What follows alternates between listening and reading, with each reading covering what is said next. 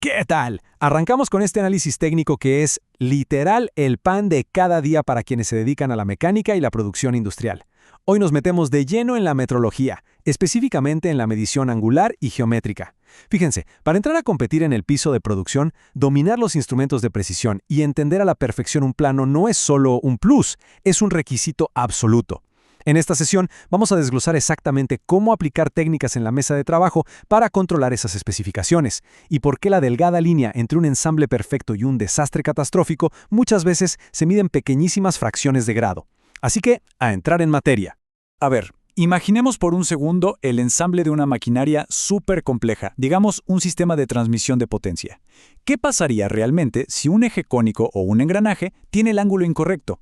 A simple vista, la pieza podría parecer impecable, pero en este nivel industrial, un error angular microscópico no significa que la pieza simplemente quede un poco floja.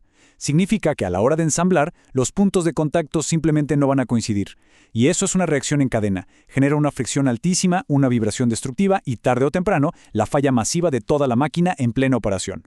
Justamente ese es el problema monumental que evitamos desde el laboratorio. Asegurarnos de que un error invisible no termine destruyendo un sistema de millones de dólares. Nuestra hoja de ruta de hoy es súper directa. Primero, la precisión en el ensamble industrial. Segundo, las normas internacionales ISO 1101. Tercero, la medición con goniómetro óptico. Cuarto, el uso de relojes comparadores en ejes. Y cerramos con el control final y la conformidad. Punto número 1. La precisión en el ensamble industrial. Lo primero que hay que grabarse en la mente es que leer un plano técnico no es una simple sugerencia, es una ley absoluta. Cuando lidiamos con geometrías industriales que son complejas, interpretar bien las tolerancias es lo único que nos va a garantizar que las piezas encajen allá en la línea de montaje. Por ejemplo, imaginemos que tenemos una especificación de conicidad de 1 a 20 en nuestro plano. Nuestra tarea en el taller es verificar que sea exacta. ¿Podríamos usar un transportador escolar de plástico para esto? ¡Ni de broma! Un solo milímetro de desviación a lo largo de ese cono arruina por completo la relación 1 a 20. Por eso dependemos sí o sí de herramientas de altísima precisión.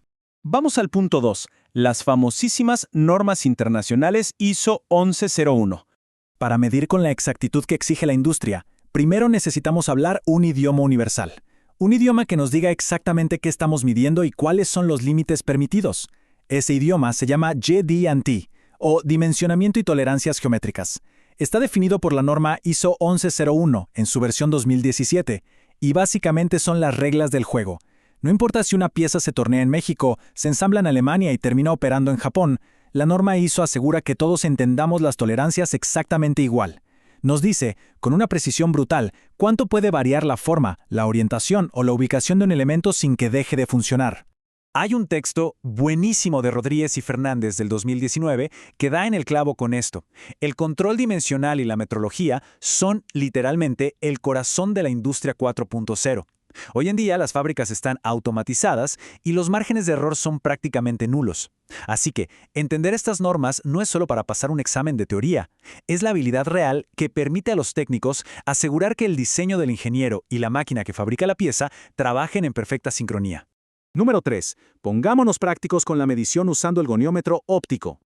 Ya con las reglas claras, pasemos a la mesa de laboratorio para operar una de las joyas de la corona, el goniómetro óptico. Este procedimiento tiene que salir perfecto. Si tenemos una pieza biselada o una superficie inclinada, el primerísimo paso es la calibración inicial, alineando los ceros en el instrumento. Ojo aquí, porque esto es vital para evitar el error de paralaje. Ya saben, ese efecto visual engañoso que pasa cuando miramos las marcas desde el ángulo equivocado. Luego, el paso 2 requiere una atención casi clínica. No estamos leyendo solo grados, estamos leyendo grados y minutos exactos. Esa capacidad de capturar fracciones de grado es la magia que nos permite validar las tolerancias minúsculas que vienen en los planos. Avanzamos a la sección 4, los relojes comparadores en los ejes. Bueno, si el goniómetro es el rey indiscutible de los ángulos planos, el reloj comparador es el maestro de los cilindros y conos. Todo arranca en el plato de superficie, que es nuestra base de planitud absoluta en el taller. El paso 1 es montar nuestra pieza, digamos un eje, súper firme sobre el plato. En el paso 2 empezamos a desplazar el reloj comparador con su base magnética a lo largo de la pieza. La aguja de la carátula es súper chismosa, nos va a revelar cualquier variación microscópica. Y finalmente, en el paso 3, tomamos esos datos de los diámetros y calculamos matemáticamente la relación de conicidad. Así es como convertimos esa especificación teórica de 1 a 20 del papel en una realidad física comprobada. Y ojo que la utilidad del reloj comparador no se queda solo en los ejes. Estos mismos instrumentos son una locura de útiles para verificar cosas como la perpendicularidad y el paralelismo, pero en piezas prismáticas, o sea, bloques sólidos con caras planas. Deslizando el palpador del reloj sobre la pieza, podemos comprobar si dos caras son perfectamente paralelas o si de verdad forman ese ángulo de 90 grados, aplicando tal cual lo que nos dicta la norma ISO 1101.